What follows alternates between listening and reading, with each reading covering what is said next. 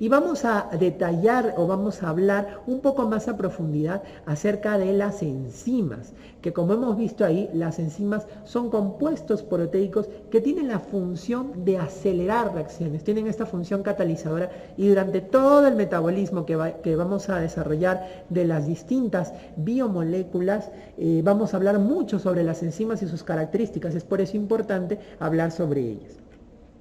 ¿A qué nosotros conocemos o llamamos como enzimas? Nosotros conocemos o llamamos enzimas a compuestos de naturaleza proteica, la mayor parte son de naturaleza proteica, ¿ya?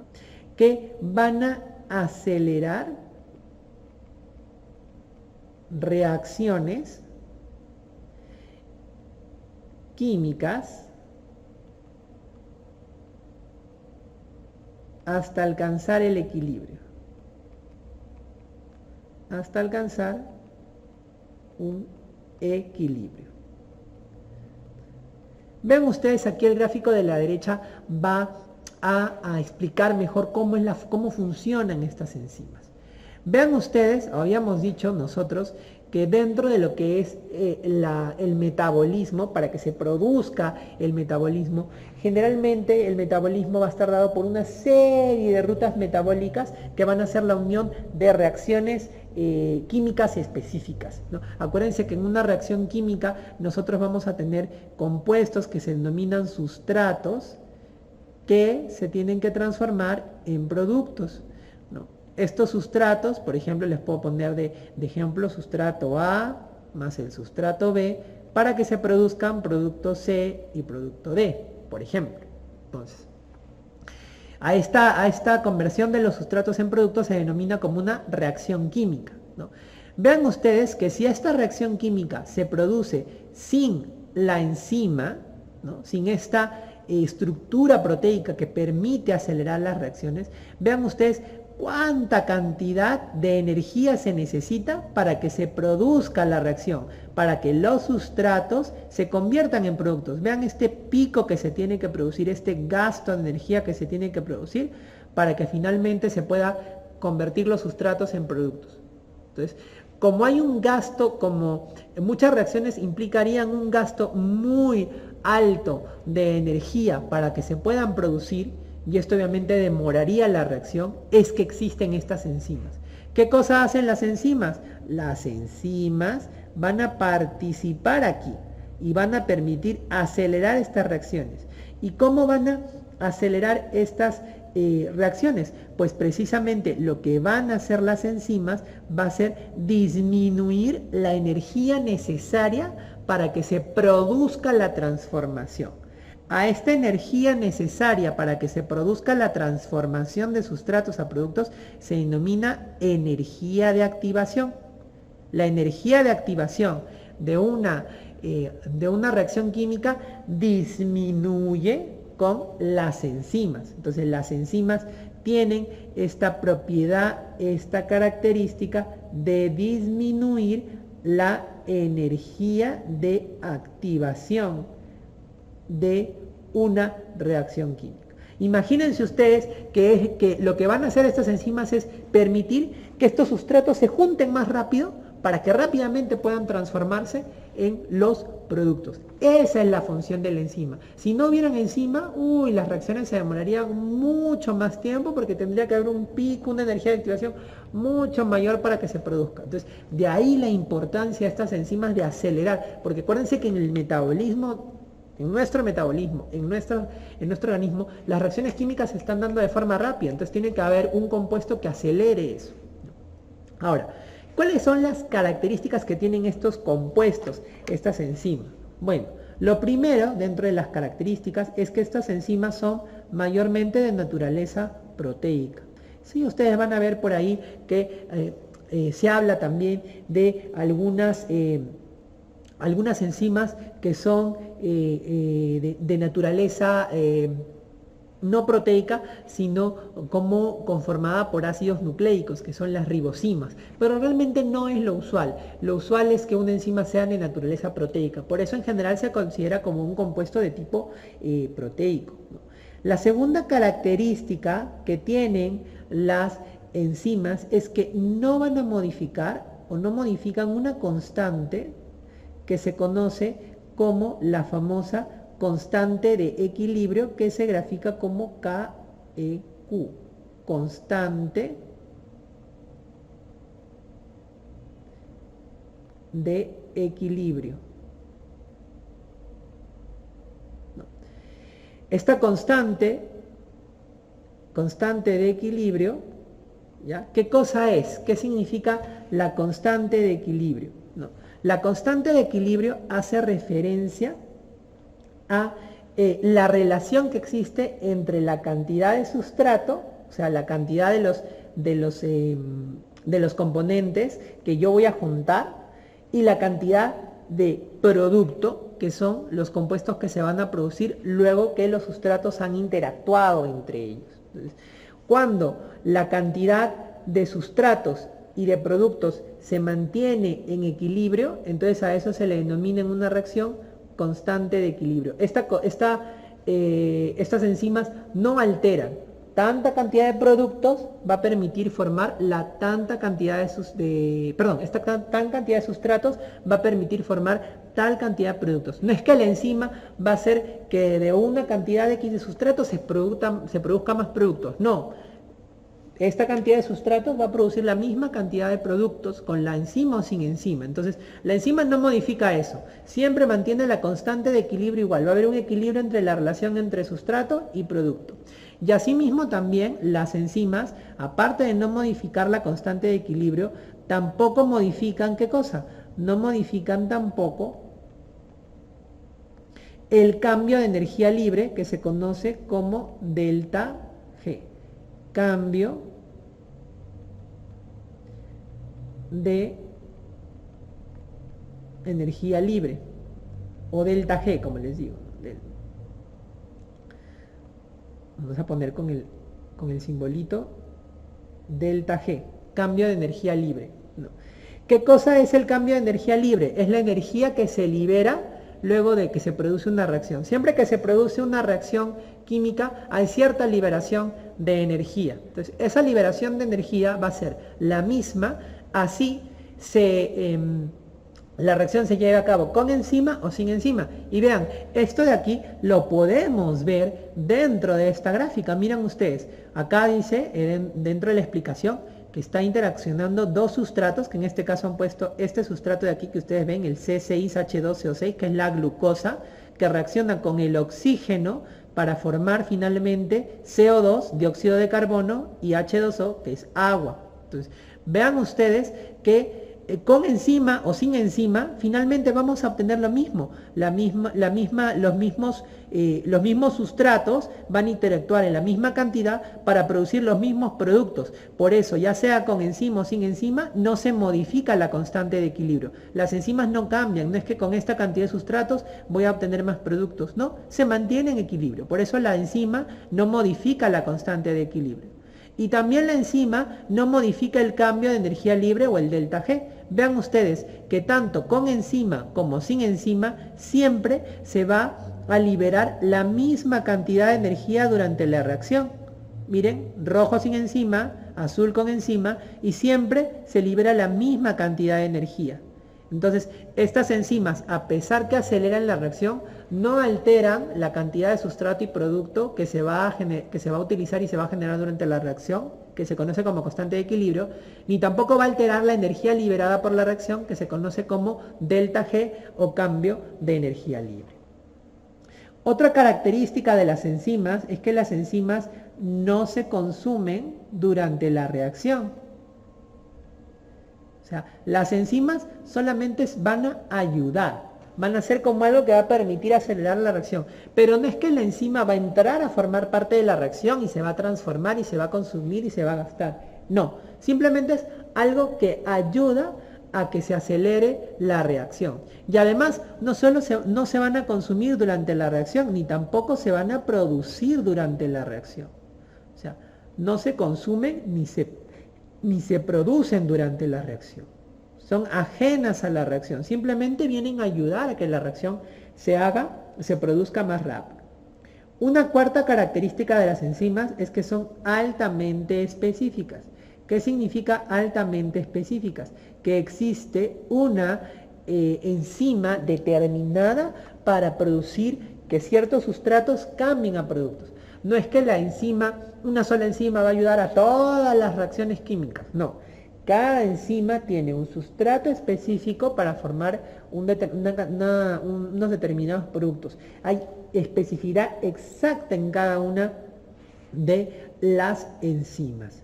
Además, estas enzimas van a actuar sobre un sustrato o un número de sustratos que es limitado. O sea, una enzima puede actuar sobre un pequeño grupo de sustratos, no es que va a actuar sobre un montón de sustratos. Entonces, aparte de ser específicas para una reacción determinada, actúan sobre un pequeño número limitado de sustratos. Y finalmente, una característica muy importante de las enzimas es que estas enzimas van a ser activas, o sea, van a funcionar dentro de un rango estrecho de pH y de temperatura. O sea, eso quiere decir que para que puedan funcionar las enzimas deben cumplirse condiciones específicas en cuanto a pH y temperatura. ¿Cuál es la importancia de estudiar a las enzimas? O sea, ¿por qué estudiar a las enzimas así tan a detalle dentro de la parte de bioquímica? Primero, porque las enzimas nos van a ayudar al diagnóstico de enfermedades. Por ejemplo, cuando yo quiero ver si ha ocurrido un infarto de miocardio, que ha ocurrido una pancreatitis, que es una inflamación del páncreas, yo puedo dosar en sangre enzimas cardíacas y enzimas pancreáticas. Entonces, el dosaje de estas enzimas me puede permitir a mí hacer el diagnóstico de ciertas enfermedades. Otra importancia de estudiar a las enzimas es que va a permitir diseñar medicamentos. Por ejemplo, si yo quiero tener un medicamento contra o que disminuya la producción de colesterol porque yo tengo el colesterol muy alto en la sangre y quiero que bajen los niveles de colesterol en mi sangre, entonces yo puedo diseñar medicamentos que actúen contra enzimas responsables de la formación del colesterol. De hecho, existen ese grupo de medicamentos que se llaman estatinas. Las estatinas inhiben a una enzima específico de la formación de colesterol, de tal manera que nuestro cuerpo no produce colesterol y bajan la cantidad de colesterol en nuestra sangre. Entonces, vean cómo ustedes también el conocimiento de las enzimas nos ayuda a diseñar medicamentos, ¿no? Lo tercero, obviamente, es que nos ayuda a comprender los procesos metabólicos. Comprensión de los procesos metabólicos, porque nos va a decir, nos va a permitir ver cómo un componente X puede terminar transformándose en un componente Y, o cómo yo puedo obtener energía a partir, por ejemplo, de una glucosa o a partir de un ácido graso. Entonces me explica cómo las enzimas van actuando en las distintas reacciones y comprender los procesos metabólicos. Además, me permite también a mí describir, descripción a nivel molecular de ciertas patologías, de ciertas enfermedades, ¿no?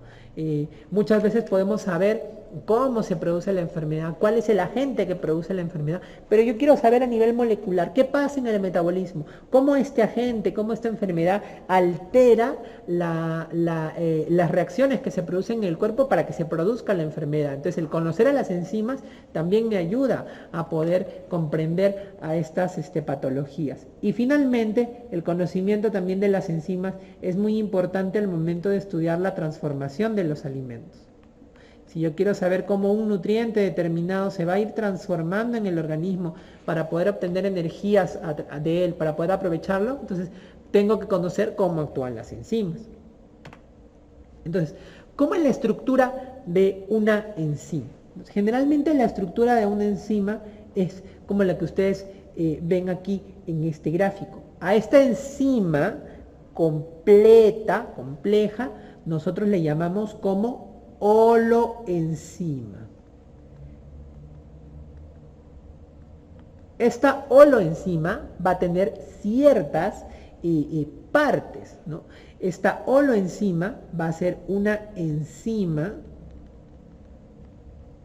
conjugada que va a requerir la unión de ciertos componentes que se denominan cofactores. Vamos a tener en esta enzima conjugada una parte proteica netamente que conocemos como apoenzima, ¿no? Esta apoenzima es la parte proteica general, ¿no? Que digamos la base de la enzima, a la cual se le van a unir, ¿no?, otros componentes denominados cofactores, que los cofactores no van a ser otra cosa que sustancias que van a permitir que esta enzima actúe, pueda actuar de manera adecuada. Estos cofactores, ¿ya?, cofactores, van a ser generalmente de naturaleza no proteica. La parte proteica va a ser la apoenzima. Pero los cofactores, que son las moléculas que se van a unir y van a permitir ayudar a esta enzima, van a ser de naturaleza no proteica, ¿no? Estos van a ser necesarios para que pueda funcionar la enzima y pueden clasificarse como en dos grupos o en dos partes. Pueden ser los cofactores 1, iones metálicos, o sea, metales, el cobre, el zinc, el hierro, etc. O pueden ser un cofactor de tipo orgánico, que se conoce como coenzima.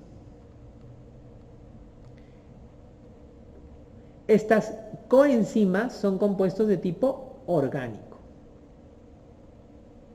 ¿no? Entonces, este cofactor va a ser como algo que va a permitir o va a ser necesario para la actividad de la enzima.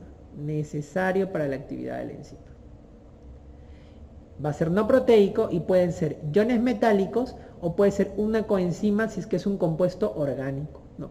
Estas coenzimas, a su vez, ¿ya?, pueden dividirse en grupo prostético, pueden clasificarse en grupo prostético, que se produce cuando el compuesto orgánico tiene una unión fuerte, una unión covalente, están fuertemente unidos, o puede denominarse cosustrato si tiene una unión que es una unión más débil, ¿no? Entonces, ejemplos de coenzimas. En el caso del grupo prostético, por ejemplo, tenemos un ejemplo que es el grupo hemo, por ejemplo, que forma parte de la hemoglobina.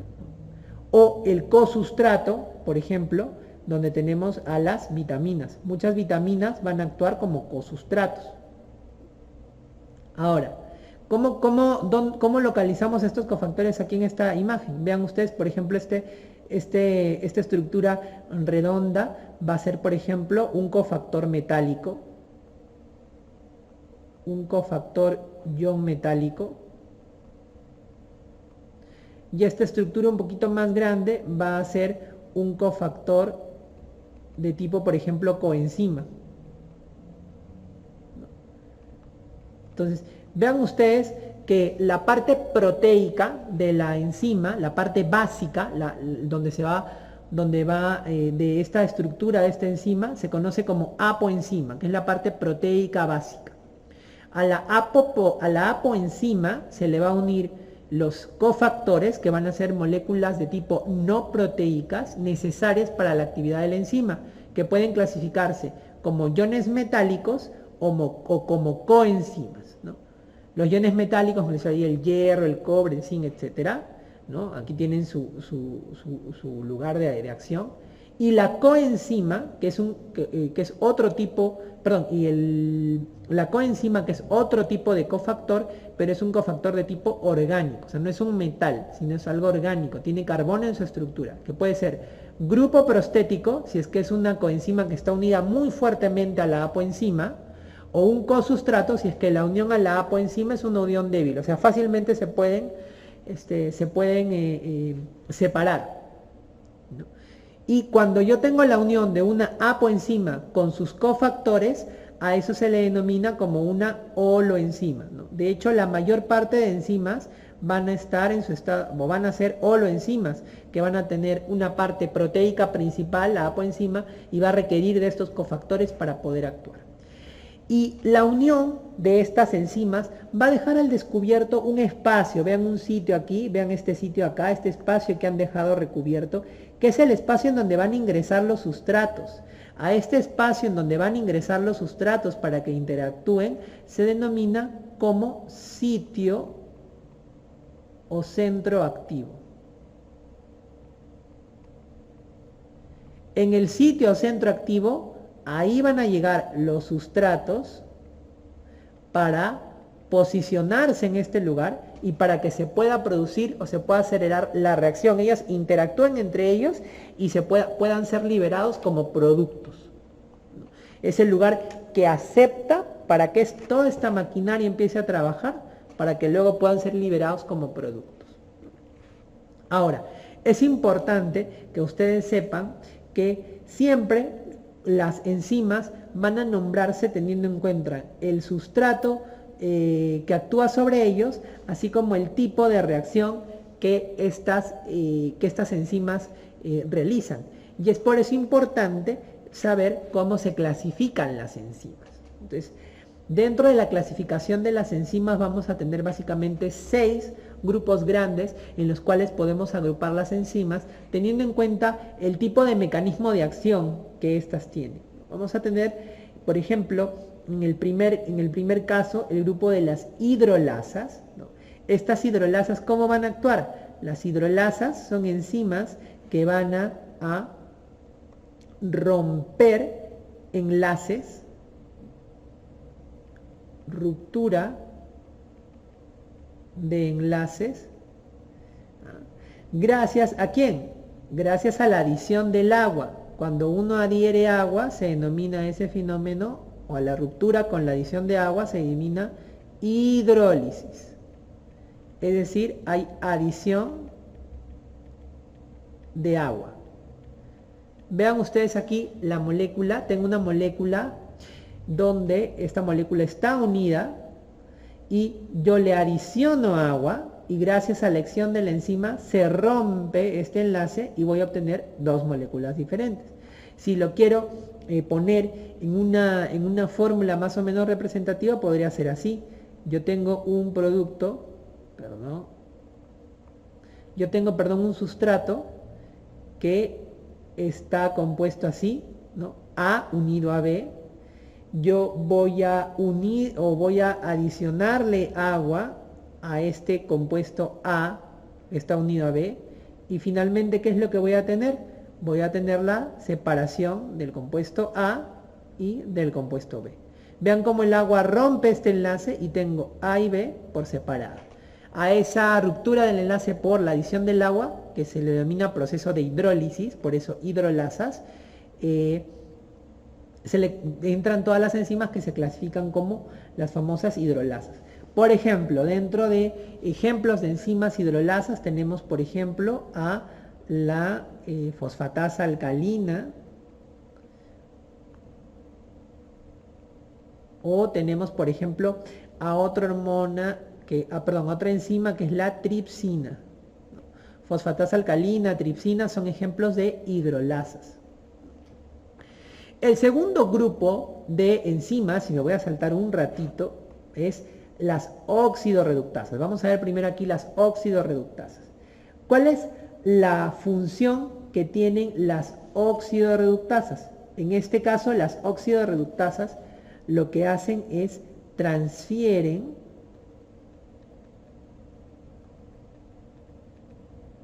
electrones de un compuesto a otro compuesto a través de reacciones denominadas reacciones de oxidorreducción.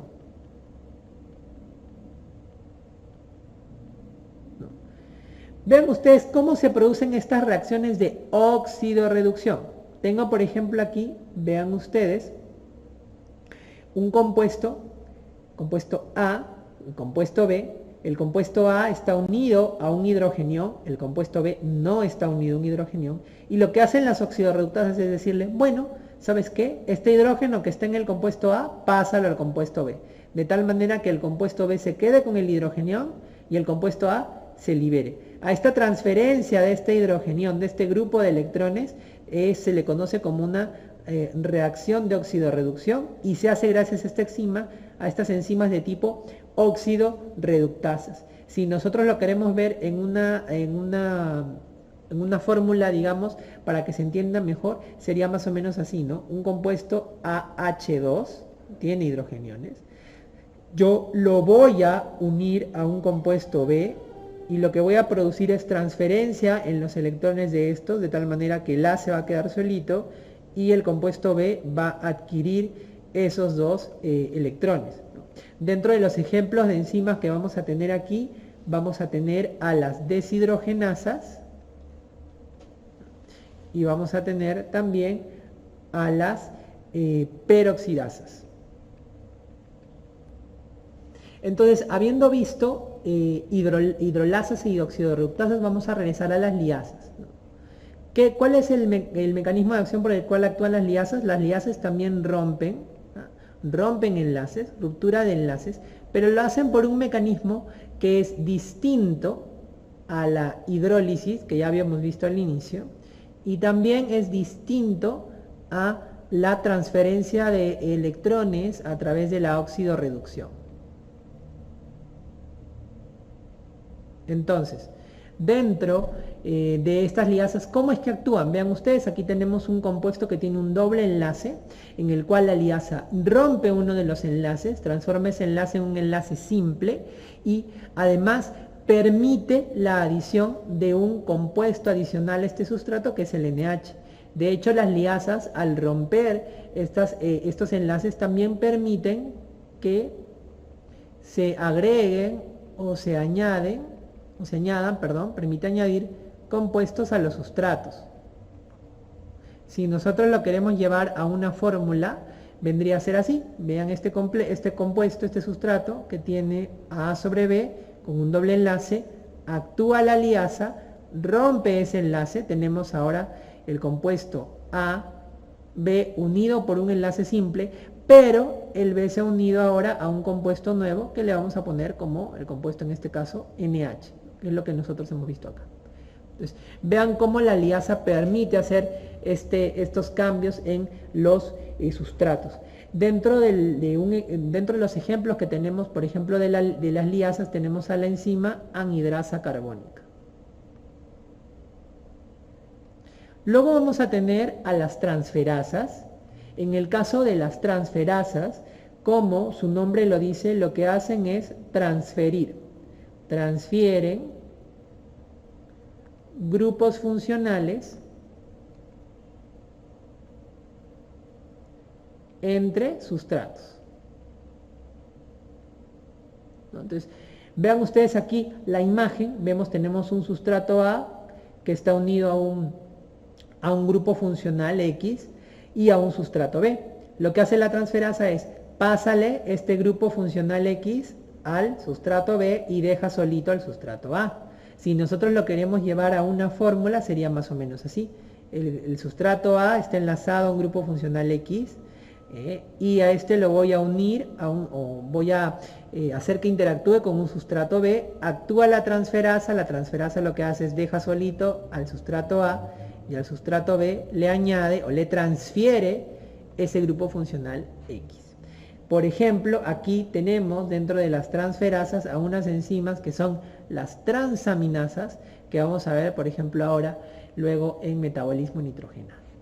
Tenemos otro grupo que son las isomerasas. En el caso de las isomerasas, como su nombre lo dice, lo que hacen va a ser es convierten un isómero en otro. ¿Qué cosas son isómeros? Isómeros son dos compuestos que son similares dentro de su estructura, pero hay algo por ahí que los hace variar y hacen que sean finalmente dos compuestos diferentes. O sea, la estructura es similar, pero por ahí la posición de distintos grupos funcionales hacen que sean diferentes en algún lugar y terminen siendo dos compuestos diferentes. Eso se llaman isómeros.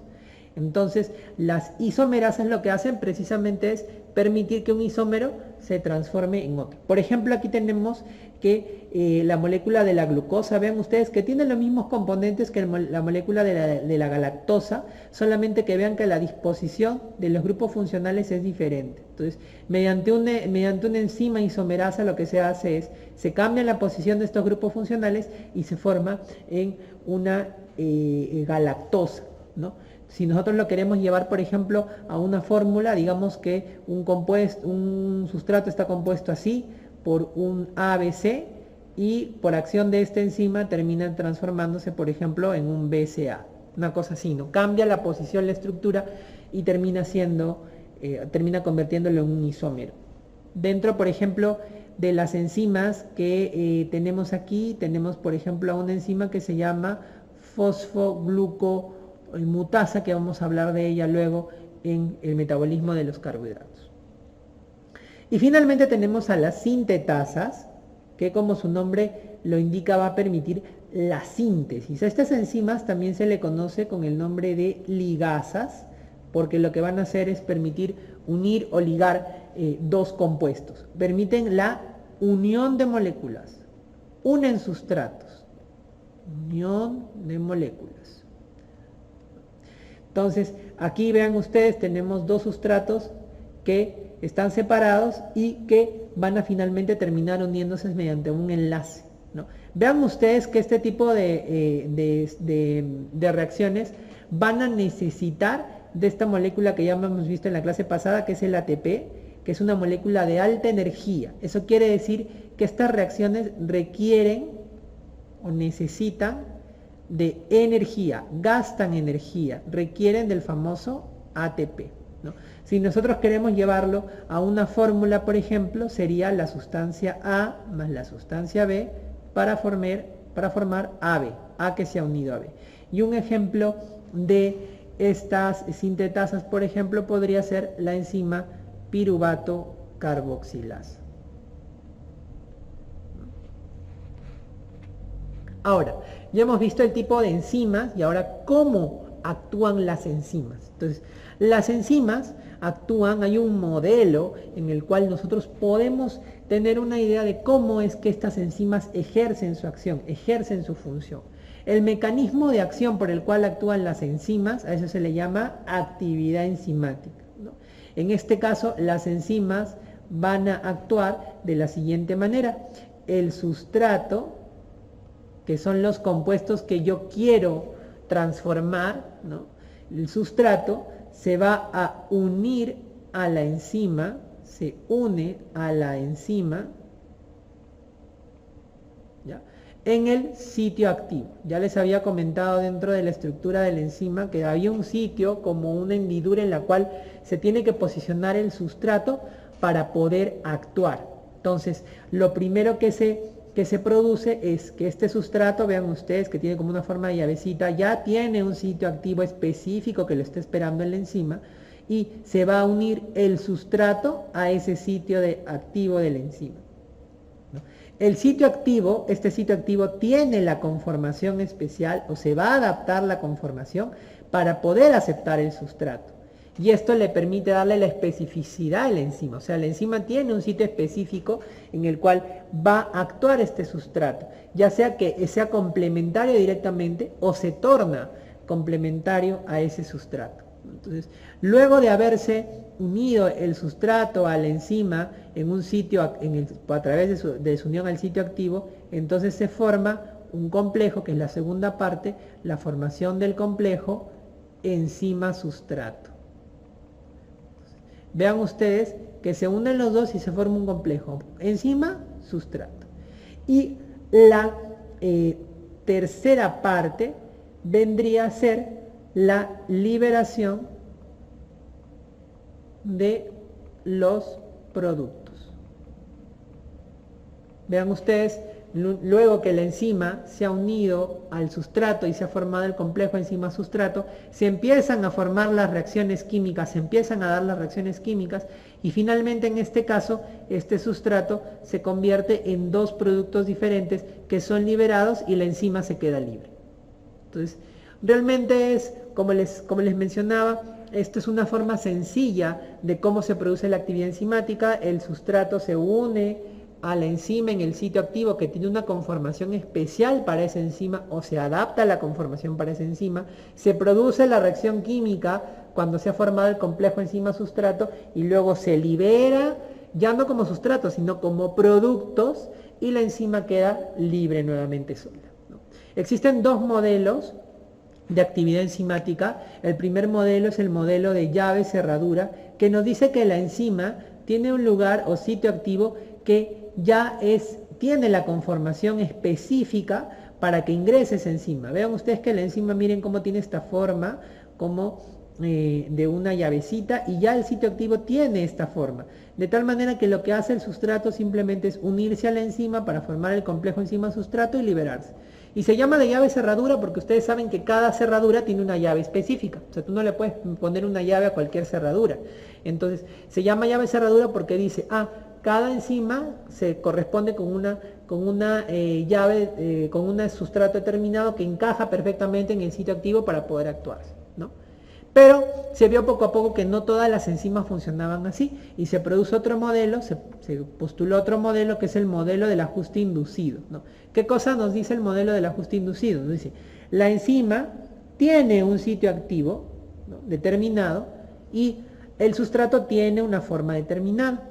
Este sustrato, cuando llega a interactuar con la enzima, no es que calce perfectamente, sino que se acomoda, se ajusta la enzima a el sustrato para que calce de tal manera que pueda formarse el complejo enzima-sustrato y se puedan formar productos finales. Vean ustedes cómo aquí no tiene la forma exacta, pero es parecido. Cuando llega el sustrato, simplemente lo que hace la enzima es cambiar su conformación para que pueda actuar, se pueda producir la reacción química y liberarse los productos. Como no es algo que tiene la misma forma como la llave y la cerradura, sino es algo que se amolda, se acomoda, a este modelo se le llamó modelo de ajuste inducido. Entonces, las enzimas actúan de esta manera. Siempre el sustrato se une a la enzima en el sitio activo, se produce el complejo, se da la reacción química y se liberan los productos. Ahora, la forma como el sustrato se adhiere al sitio activo puede ser ya sea por un ajuste perfecto como en el modelo de llave cerradura o necesita cambiar la conformación en el modelo de ajuste inducido. Ahora vamos a entrar a lo que se conoce como cinética enzimática, que muchas veces es lo que a alguno de nosotros nos fue un poquito difícil entender dentro de bioquímica, pues porque empiezan a aparecer las fórmulas, empiezan a aparecer las gráficas y a veces eso nos descuadra un poco, pero realmente tenemos que entender lo básico de esto, lo que nos va a servir realmente para nuestra vida diaria, y así la cosa se vuelve un poquito más sencilla, sin necesidad pues de estar preocupándonos porque vemos una gráfica muy compleja o porque vemos una fórmula muy compleja. Ahora, cuando nosotros estamos hablando de cinética enzimática, la cinética lo que hace es estudiar, ¿ya? La cinética enzimática estudia la velocidad de las reacciones químicas que son producidas o catalizadas por las enzimas.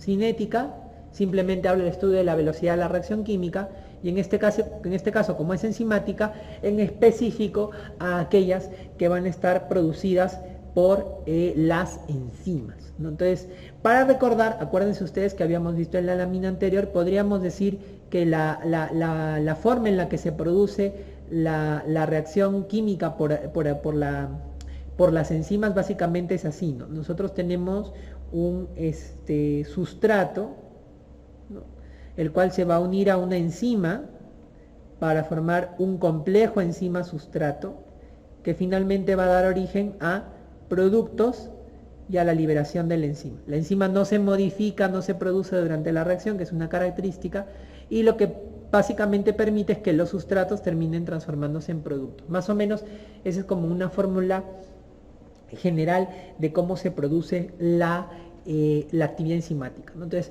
se empezaron a hacer una serie de estudios para poder ver cómo es que se realizaba o cómo era la velocidad de estas reacciones, porque las enzimas precisamente lo que hacen es acelerar la reacción, que la reacción sea mucho más rápida. Entonces, querían estudiarse cómo se producía o se afectaba la velocidad de estas reacciones, y entonces se dieron muchos modelos, ¿no? Uno de los modelos que es muy conocido que plantearon estos autores son el modelo de Michaelis y Menten, ¿no? Lo primero que hay que identificar en este caso es ciertos conceptos que nos permiten entender esta gráfica, ¿no? Entonces, acuérdense ustedes que cuando nosotros nos estamos refiriendo a sustratos es el compuesto que va a modificar la enzima, lo que va a ser cambiado por la enzima para obtener los determinados productos, ¿no?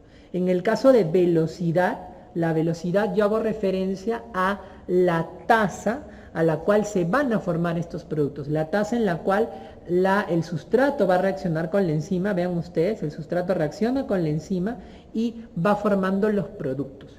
Y dentro del concepto de velocidad hay que tener el dato del concepto de velocidad máxima, este concepto de aquí.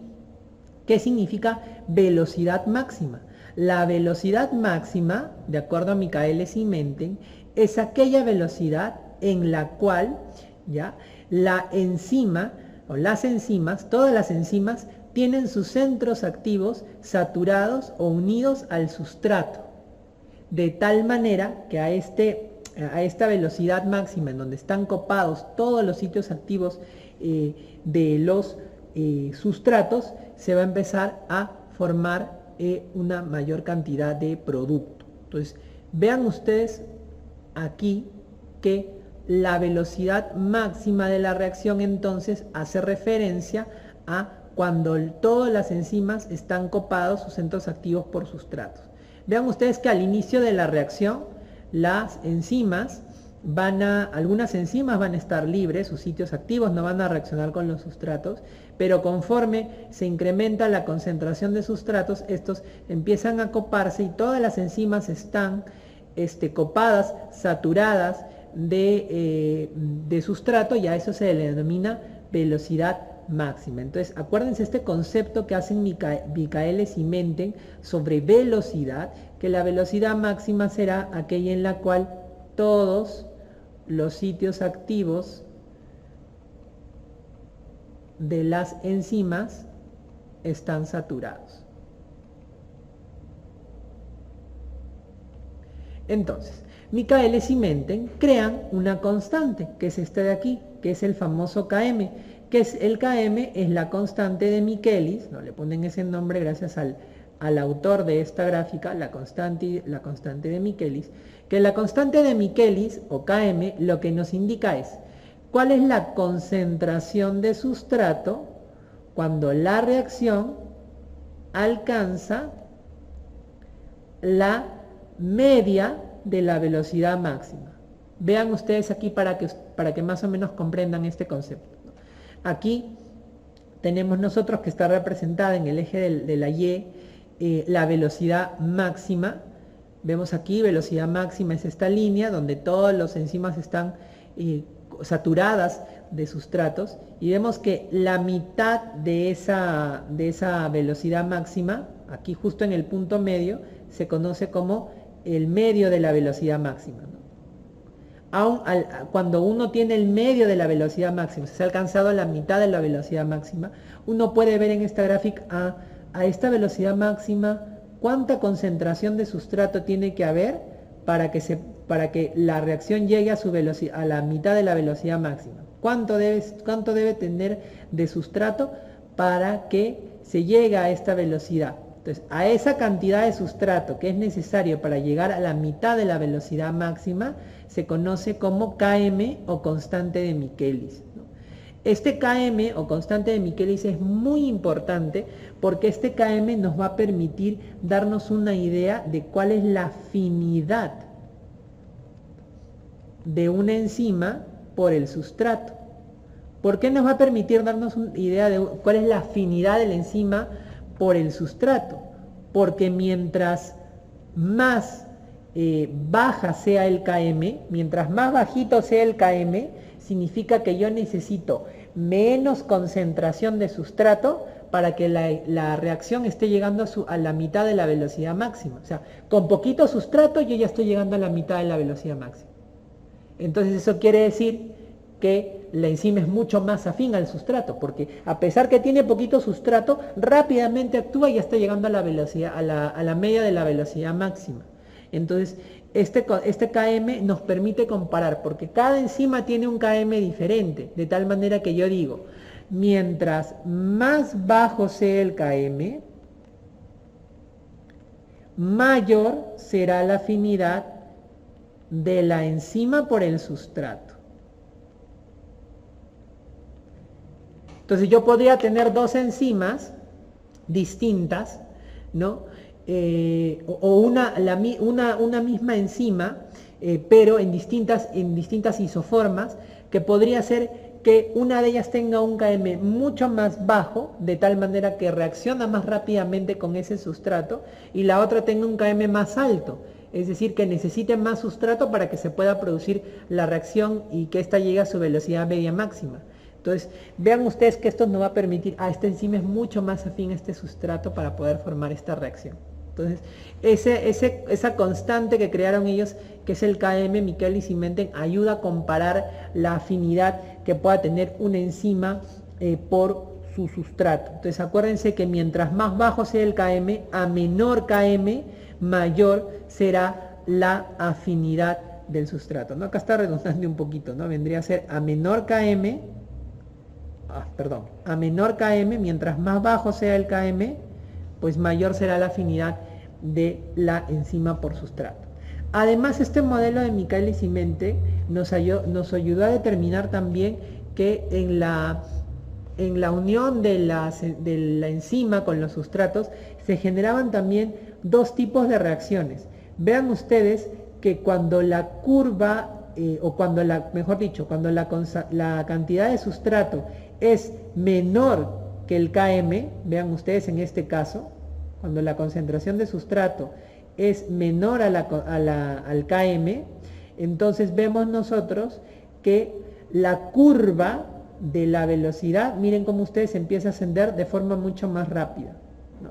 A esta reacción, a este ascenso que es mucho más rápido y casi proporcional, porque miren, va aumentando el Km y va subiendo la velocidad, se le denominaron reacciones de primer orden. Reacciones de primer orden. ¿Qué cosa quiere decir con una reacción de primer orden? Que la curva asciende rápido, o mejor dicho, la velocidad asciende, la velocidad asciende rápidamente cuando la concentración de sustrato es menor que el valor del Km. Mientras menor, si la concentración de sustrato es menor que la cantidad o el valor del Km, entonces vemos ahí que rápidamente la velocidad va ascendiendo. Pero tenemos también aquí otra parte de la gráfica. Vean ustedes que cuando la concentración del sustrato es mayor que el Km, vean cómo la velocidad va decayendo, se va haciendo, o la curva de la velocidad, mejor dicho, la aceleración de la curva va siendo un poco más lenta, hasta finalmente llegar a la velocidad máxima, donde básicamente ante variaciones de concentración de sustrato ya no hay un incremento en la aceleración de la velocidad, ¿no? Entonces, este tipo de reacción se conoce como reacciones de orden cero. De orden cero. En este caso, vemos que la velocidad asciende de manera no proporcional a la concentración del sustrato cuando este es mayor que el Km. Aquí en las reacciones de primer orden, donde la concentración de sustrato era menor al Km, la velocidad asciende rápidamente de manera proporcional al incremento del sustrato. En cambio, en estas reacciones de orden 0, la velocidad asciende ya no de manera proporcional. Por más que sea mayor el valor de Km, no es que ascienda de manera proporcional, sino lo va haciendo de manera más lenta. Y así crean las reacciones de primer orden y las reacciones de orden 0 en este modelo de Michaelis-Menten. Pero este modelo de Michaelis-Menten pues era un poquito difícil poder trabajarlo al momento de hacer pues, los bioquímicos, todos los cálculos y de las fórmulas matemáticas, porque se trataba de una curva de una hipérbole. Vean ustedes cómo la curva es en forma de hipérbole. Entonces, al momento de sacar las fórmulas químicas para determinar determinados pasos dentro de esta curva, pues era un poquito difícil o trabajoso hacerlo. Entonces, prefirieron modificar esta curva y poder hacerla de forma lineal. Entonces, aquí estos autores, que son Lineweaver y Burke, crean o transforman esa gráfica, ese modelo de Michaelis-Menten que estaba en una curva, en una parábola, la transforman en una recta y crean este famoso modelo de Lineweaver y Burke. Este modelo de Lineweaver y Burke también relaciona la velocidad con el sustrato, solamente que en este caso la relación son con las inversas. Relaciona la inversa de la velocidad con la inversa de la concentración de sustrato. Vean ustedes que se tiene lo mismo, miren, velocidad y concentración de sustrato, solamente que en la inversa. Inversa de velocidad, inversa de sustrato. De tal manera que la curva, que como les digo, es como una parábola, se termina transformando en una línea recta. En este caso, también nosotros encontramos el concepto de Km y el concepto de velocidad máxima.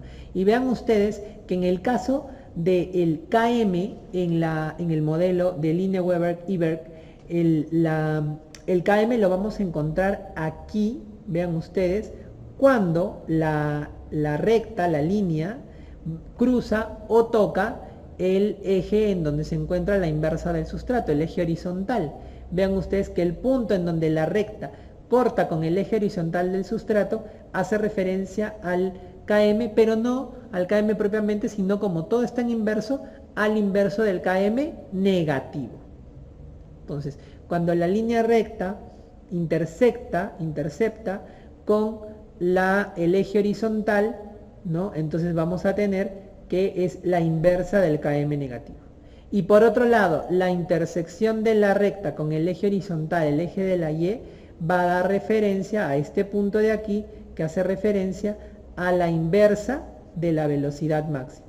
Entonces vean ustedes que en esta gráfica también se puede encontrar tanto el valor del Km como el valor de la velocidad máxima, solamente que en este caso es una recta. Entonces esos valores van a estar en las intersecciones. En el caso del Km, la inversa del Km negativo en la intersección con el eje horizontal, y en el caso de la velocidad máxima, la inversión de la velocidad, la inversa de la velocidad máxima con el eje vertical, el eje de las Y. ¿No? Entonces, esto era mucho más fácil porque no tanto para la aplicación de nosotros dentro de medicina, sino básicamente para los cálculos matemáticos. Hacer cálculos matemáticos de la velocidad de una reacción con el modelo de Michaelis-Menten era mucho más complejo. Entonces prefirieron hacer una recta donde los cálculos matemáticos son mucho más fáciles, ¿no? Sin embargo, yo quiero que se acuerden dentro de la parte cinemática enzimática, porque yo sé que ustedes en los libros van a encontrar fórmulas que representan cuál es el cálculo de la velocidad de la reacción, relacionando sustrato, Km, velocidad máxima, tanto para Michaelis-Menten como para Lineweaver y Burke. Generalmente eso no nos va a ayudar tanto para la aplicación clínica, sino lo que yo quiero que se acuerden es primero que qué cosa es el Km, que es la cantidad de sustrato, la concentración de sustrato a la cual se alcanza la velocidad media máxima, y que el valor del Km nos permite comparar entre enzimas cuál es la afinidad. Mientras más bajo sea el Km, mayor afinidad tiene la enzima por el sustrato. Y en el caso de Lineweber-Ebert, que es una conversión de la gráfica de Michaelis y Menten, pero a una línea recta, donde las intersecciones en este caso nos van a permitir saber cuál es la concentración del inverso negativo del Km cuando intersecta la recta con el eje horizontal, y en el caso de la velocidad máxima, la inversa de la velocidad máxima cuando intersecta con el eje vertical. Vamos a pasar ahora a un concepto que se denomina inhibición enzimática, ¿no? Si bien las enzimas actúan y permiten acelerar las reacciones, existen ciertos compuestos que pueden inhibir la acción de estas enzimas. Ya esta inhibición de las enzimas se conoce como inhibición enzimática, que no es otra cosa que la disminución de la actividad de una enzima por un compuesto químico determinado. Y a este compuesto químico determinado se le conoce como un inhibidor.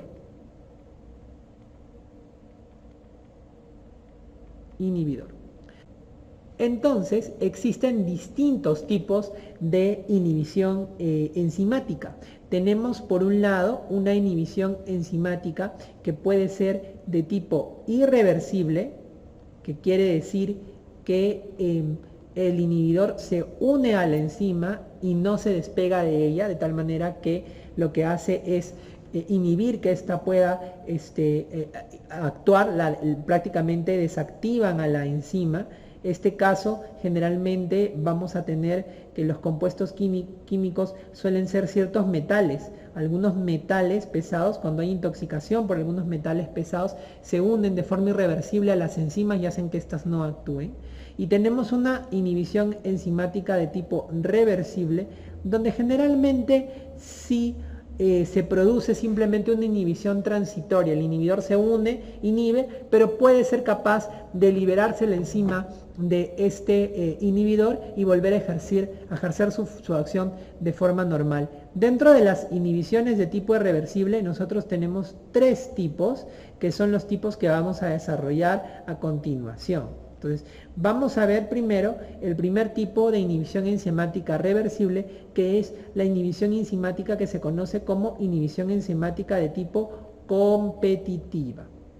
¿Qué cosa nos dice la inhibición enzimática de tipo competitiva? En la inhibición enzimática de tipo competitiva, yo voy a tener que el inhibidor se va a unir a el sitio activo de la enzima. Vean ustedes que lo que hace el inhibidor básicamente es quitarle o robarle el sitio activo a la enzima. Y al unirse a la enzima en su sitio activo, forma un complejo que es el complejo enzima-inhibidor, que no permite que ingrese el sustrato y por tanto no puede ejercer su acción. Vean ustedes que aquí entonces se bloquea que el sustrato ingrese hacia el sitio activo. Por eso se llama inhibición competitiva, ¿no? Compite el inhibidor con el sustrato por el sitio activo, bloqueando hacia el sustrato para que el sustrato no pueda actuar, ¿no? Por ejemplo, aquí tenemos un caso, hay unos compuestos que se utilizan sobre todo como parte de sustancias anticongelantes, que es el etilenglicol, ¿no?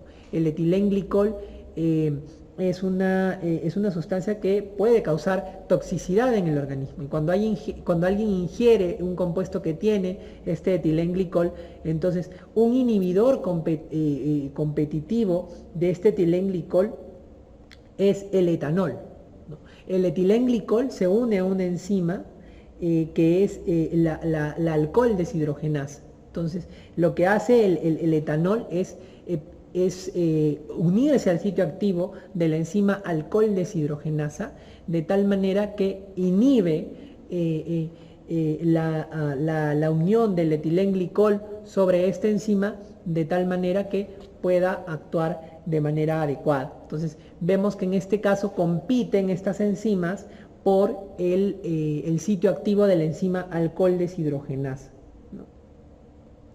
Luego tenemos otro tipo de inhibición enzimática, que es la inhibición enzimática de tipo no competitiva. En este caso, en el tipo de acción enzimática no competitiva, vamos a tener que el inhibidor se une a la enzima, pero se une en un sitio que es distinto al sitio activo, sitio diferente al sitio activo. Entonces, se une a un sitio que es diferente al sitio activo, de tal manera que no compite directamente con la enzima con el sustrato por el sitio activo, porque se está uniendo en otro lugar. Por eso se denomina una inhibición no competitiva, ¿no? Se forma también, en este caso, se puede formar un complejo enzima-sustrato inhibidor, ¿no? O enzima inhibidor, permitiendo que el sustrato no pueda actuar, porque al unirse el inhibidor a la enzima en otro sitio que no es el sitio activo, pues cambia su conformación y permite que no se produzca la reacción. Entonces, de esta manera se produce una inhibición de tipo no competitivo. Por ejemplo, aquí un ejemplo es un grupo de fármacos que son los inhibidores de la enzima convertidora de angiotensina, ¿no? Los inhibidores de la enzima convertidora de angiotensina se unen a esta enzima en un sitio diferente del sitio activo y permiten que ésta no pueda actuar de manera adecuada, ¿no? Acordémonos que la enzima convertidora de angiotensina permite precisamente que la angiotensina 1 se transforme en angiotensina 2, y acuérdense que la angiotensina 2 es un componente muy importante para el tema de la regulación de la presión arterial y de la volemia. Entonces vemos que este fármaco, por ejemplo, se usa como mecanismo de acción en los pacientes que tienen hipertensión arterial, ¿no? Precisamente porque inhiben a esta enzima que es la enzima convertidora de angiotensina. Esta forma de inhibición en este caso es una forma no competitiva. Y finalmente tenemos una inhibición acompetitiva, que en el caso de la inhibición acompetitiva vamos a tener a un inhibidor que se va a unir no a la enzima propiamente, sino se va a unir al complejo enzima-sustrato. O sea, vemos que el sustrato se une a la enzima, se forma el complejo enzima-sustrato, pero el inhibidor ingresa en ese momento en un sitio que es distinto al sitio activo y forma un complejo de enzima, sustrato, inhibidor, de tal manera que no puede actuar, ¿no? Vean ustedes que en este caso no es que el inhibidor se una a la enzima y cambie su configuración para que el sustrato no pueda actuar, sino en este caso ya el sustrato se unió a la enzima, solamente que en ese momento también se une el inhibidor y permite que no se produzca la reacción química. A este tipo de inhibición se conoce como una inhibición acompetitiva. Entonces vean ustedes estos tres tipos de inhibición enzimática: reversible, competitiva, acuérdense, se pelean por el sitio activo, el inhibidor se une al sitio activo. No competitiva, no se pelean por el sitio activo, por eso no hay competencia, sino que el inhibidor se une en un lugar distinto al sitio activo y no permite que el sustrato ingrese, o si ingresa el sustrato no se produce la reacción. Y finalmente una acompetitiva, donde el inhibidor se va a unir después que el sustrato se ha unido a la enzima, es decir, el inhibidor se une al complejo enzima-sustrato y permite que no haya la inhibición. Por eso se llama acompetitiva, ¿no? Porque se produce después que el sustrato logró unirse a la enzima. Y estos tres tipos de inhibiciones enzimáticas reversibles han sido reflejadas en gráficos de Lineweber y Berg, ¿no? En el prototipo que se armó ahora último en el examen nacional de ciencias básicas, vino un caso con esta gráfica para que uno pueda determinar cuál era el tipo de inhibición que se estaba presentando de acuerdo a la gráfica. Entonces, tienen ustedes que identificar cada uno de estos tipos de inhibición enzimática dentro de la gráfica o el diagrama de Lineweber y Berg. Entonces vamos a iniciar primero con la inhibición competitiva. Acuérdense que en la inhibición competitiva lo que se produce es una competencia por el sitio activo. Tanto el sustrato como el inhibidor se pelean por el sitio activo y de tal manera que el inhibidor bloquea al sustrato y no se puede unir a su sitio activo. Esta inhibición competitiva se caracteriza ¿por qué? Se caracteriza por dos cosas. La primera es que va a incrementarse el Km con el inhibidor competitivo, el Km de la reacción, pero no va a afectarse la velocidad máxima. Esta característica es propia de la inhibición competitiva. Aumenta el Km, o sea, la cantidad de sustrato necesaria para poder llegar a la velocidad media máxima tiene que ser mayor en el caso de la inhibición competitiva, pero la velocidad máxima sigue siendo la misma. Y esto se entiende claramente por qué. Porque si yo tengo que a mi enzima yo le estoy poniendo un inhibidor que está compitiendo por el sitio activo, entonces lo que sucede es que yo necesito más cantidad de sustrato para que este sustrato pueda actuar rápidamente con el sitio activo y le gane a este inhibidor. Entonces es por eso que se incrementa el Km. Necesito más cantidad de sustrato para que le gane al inhibidor y se pueda unir al sitio activo y pueda actuar. Sin embargo, la velocidad máxima no se afecta porque al unirse el sustrato con el enzima, se sigue produciendo la velocidad a la misma reacción. Solamente que necesito mayor cantidad de sustrato para poder ganarle a los inhibidores y que los sustratos se puedan unir a sus enzimas. Vean ustedes que en el gráfico, vean ustedes sin inhibidor, no inhibidor es el azul. Esto es lo normal, lo que sucede si es que no hubiera inhibidor en la reacción enzimática. Pero vean como con inhibidor, el Km, acuérdense que la intersección, en la gráfica de Lineweber y Berg, la intersección de la recta con el horizontal hace referencia a la inversa del Km. Entonces, estos puntos de intersección que ustedes ven aquí hacen referencia a la inversa negativa del Km. Entonces, si yo quiero evaluar Km, me voy a esta zona. Entonces, vean ustedes que sin inhibidor tiene este Km y con inhibidor, miren cómo el Km se incrementa. Acuérdense que para este lado es negativo y para este lado es positivo. Entonces, digamos que si sin inhibidor se necesitaba o era el número -2, con inhibidor es el número -1, el Km. Y acuérdense que aunque suene un poco complicado, el -1 es mayor que el -2. Es decir, se está aumentando el Km. Vean con el inhibidor cómo se aumenta el Km.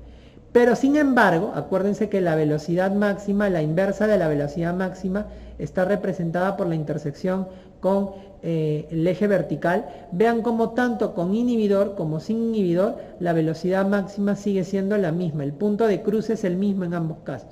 Lo único que cambia es la intersección con el horizontal. ¿Por qué? Porque en la inhibición competitiva el inhibidor tiene un Km que es más alto que se reproduciera la reacción sin inhibidor, precisamente porque necesito tener más sustrato que le gane al inhibidor la unión al sitio activo de la enzima. En el caso de la inhibición no competitiva, acuérdense que aquí el inhibidor se une en un sitio distinto del sitio activo. Entonces, en la inhibición no competitiva, lo que yo tengo es que básicamente no afecta al Km, o sea, la concentración de sustrato que se necesita para llegar a la velocidad media máxima sigue siendo la misma, pero lo que sí disminuye va a ser la velocidad máxima. Vean ustedes que aquí es como que al revés de la inhibición competitiva. No afecta al Km, pero sí disminuye la velocidad máxima, ¿no? Claro, esto es entendible, ¿por qué? Porque acuérdense que en la no competitiva, el inhibidor se va a unir a un sitio distinto del sitio activo, de tal manera que el sustrato puede unirse al complejo, pero no se va a desarrollar la acción. Entonces, dado que el sustrato puede unirse, entonces realmente se necesita la misma cantidad de sustrato para que pueda interaccionar con la enzima. Pero, ¿qué pasa? Como está unido el inhibidor permite que la reacción no se lleve a la velocidad adecuada, inhibe la reacción, entonces disminuye la velocidad a la que se produce la reacción química, ¿no? En este caso, entonces lo que sí se afecta es la velocidad de la reacción. Y vean ustedes que esto también se grafica, se ve en el gráfico.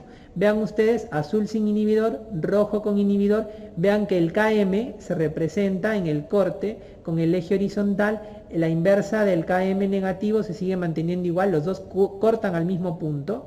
Pero vean que la diferencia está en el eje vertical, que representa a la inversa de la velocidad máxima. Vean cómo sin inhibidor tenemos una velocidad máxima y con inhibidor la velocidad es diferente. Vemos que en este caso la velocidad el llegar a la velocidad máxima con el inhibidor pues es mucho o demora mucho más que el que no tenga inhibidor, de tal manera que la velocidad en este caso se hace más lenta, ¿no? Acá rápidamente, vean ustedes, se alcanza la velocidad máxima, pero en este caso demoren en alcanzarse la velocidad máxima, y eso es porque disminuye la velocidad, en este caso, en la inhibición no competitiva.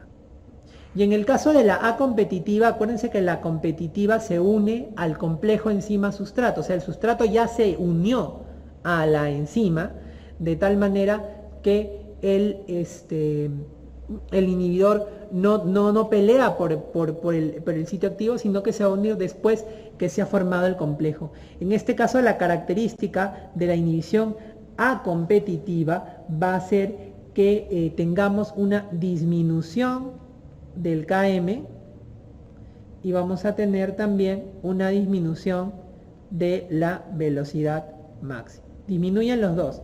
Disminuye el Km y disminuye la velocidad máxima.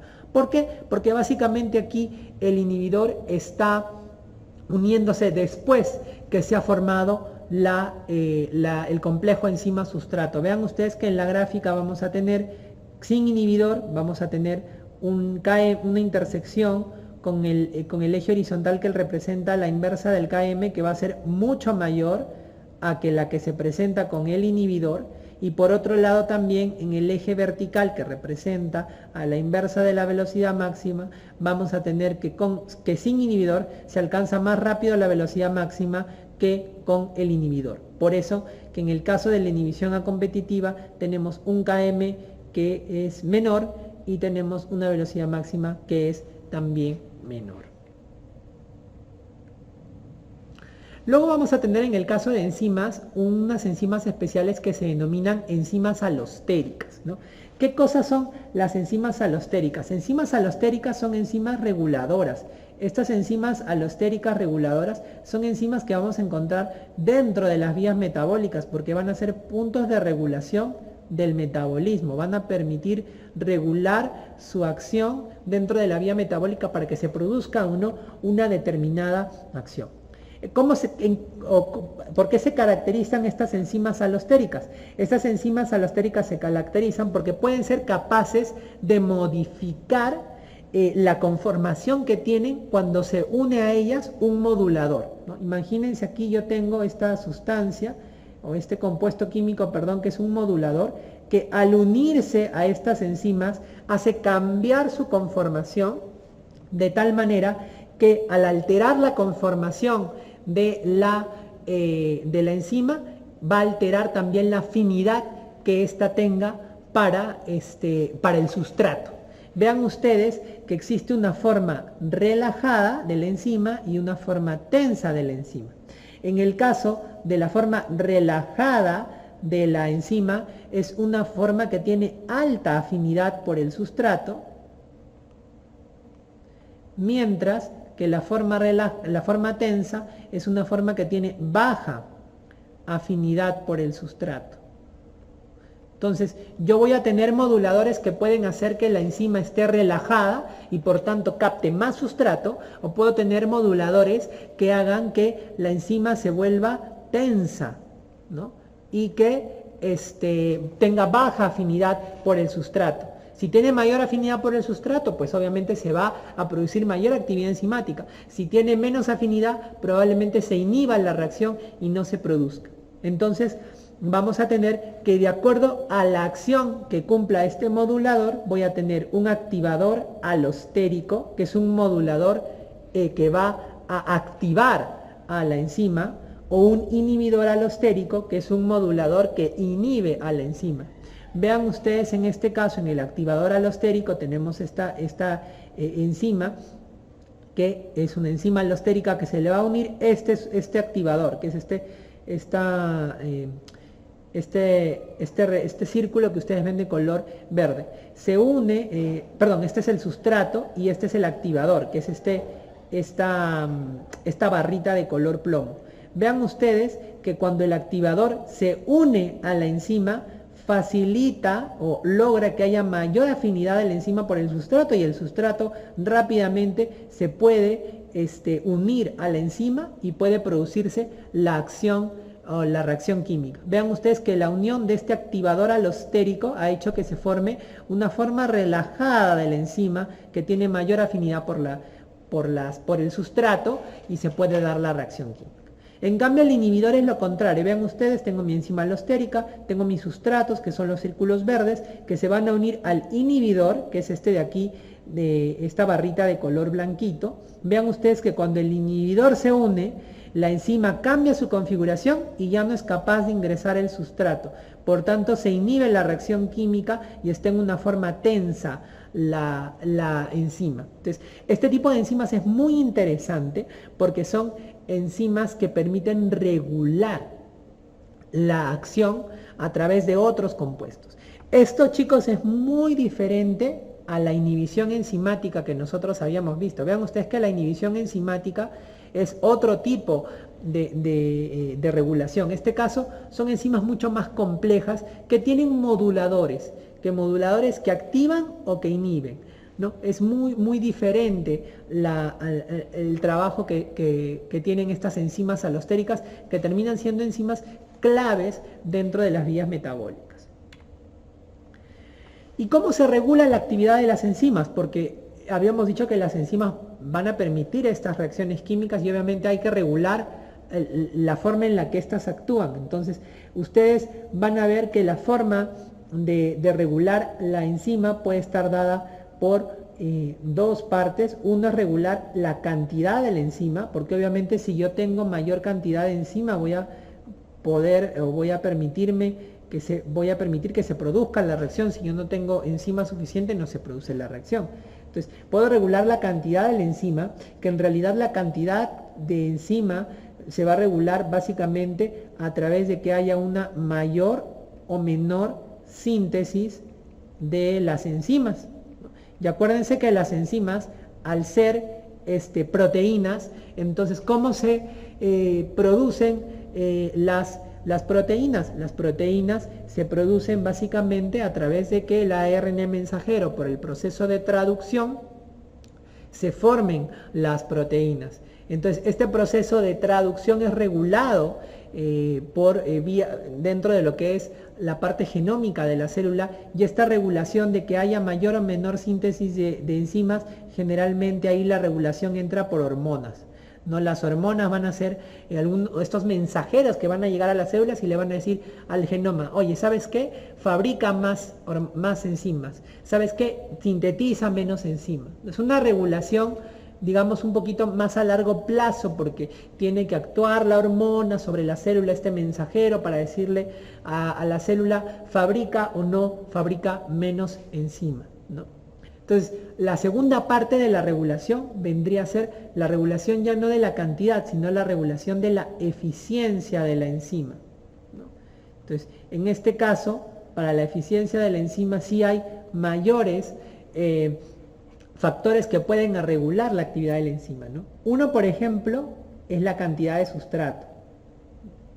Si yo tengo una cantidad de sustrato suficiente, entonces yo voy a permitir o voy a poder hacer que la enzima pueda actuar de forma eficiente. La otra es el pH. Cada enzima tiene un pH determinado en el cual es mucho más eficaz de actuar. Acuérdense que las enzimas son proteínas, de tal manera que si el pH se altera, la enzima se desnaturaliza, pierde su conformación y ya no puede actuar bien. Entonces necesitamos un pH adecuado, ¿no? Lo otro es la temperatura. Acuérdense que en este caso la temperatura lo que hace, el incremento de la temperatura hace acelerar las reacciones químicas, pero llega un punto determinado en el cual el incremento de la temperatura también puede desnaturalizar a la enzima, que es una proteína, y puede hacer que no actúe bien. Entonces la temperatura también regula un poco la actividad enzimática, la eficiencia de la actividad enzimática. Lo otro es la presencia de los inhibidores. Estos inhibidores competitivos, acompetitivos, no competitivos, también regulan. La presencia de un inhibidor probablemente hará que la enzima disminuya su eficiencia. Lo otro que permite la regulación es la famosa alostería, con las enzimas alostéricas, estos moduladores positivos o negativos que van a hacer que una enzima tenga mayor afinidad por el sustrato o disminuya su afinidad en el sustrato. Y esta alostería pues va a ser muy importante para regular las vías metabólicas, como les había dicho. El otro punto por el cual se puede modificar la eficiencia de una enzima es la modificación covalente de la enzima. ¿Qué significa modificación covalente? La modificación covalente de la enzima es una modificación que yo le voy a hacer a la estructura de esta enzima. En alguno de sus aminoácidos voy a cambiar algo para que ésta se active o se inactive, y generalmente lo habíamos visto también en la parte de proteínas y de aminoácidos. Generalmente esto se logra a través de la fosforilación, que la fosforilación es un proceso reversible, como les había dicho, que va a permitir que la enzima esté activa o inactiva dependiendo si está fosforilada o no. La otra forma de regulación de la eficiencia de las enzimas son las famosas isoenzimas, que son enzimas de la misma naturaleza, pero que se van a encontrar en diferentes concentraciones y van a actuar de diferente manera en distintos tejidos, ¿no? Y finalmente vamos a tener como última forma de eficiencia de regulación la activación proteolítica de las enzimas, que en este caso, ¿qué es lo que va a suceder? Vamos a tener que muchas enzimas van a tener que ser escindidas, cortadas en una parte de su estructura. La estructura proteica va a tener que perder una parte para poder volverse activas. Y esto se ve mucho, por ejemplo, en las enzimas que permiten la digestión a nivel del aparato digestivo en el intestino, sobre todo las proteasas, las enzimas que degradan proteínas, se activan escindiéndose y permitiendo poder actuar de manera adecuada, ¿no?